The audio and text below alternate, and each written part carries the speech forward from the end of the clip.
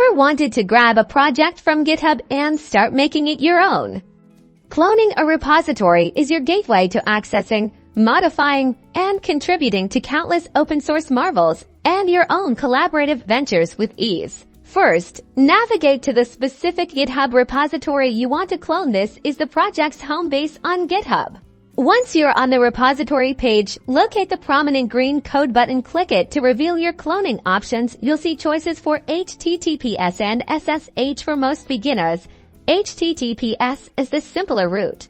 You'll see a URL displayed. Click the handy copy icon right next to it to grab that web address. This is the direct link to the repository's data.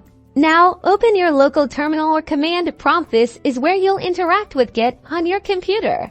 Inside your terminal, type the command to begin the cloning process, then paste the URL you copied from GitHub. This tells Git exactly which repository to fetch. Press enter, and Git will do the heavy lifting, downloading all the files and the entire history of the project directly to your computer.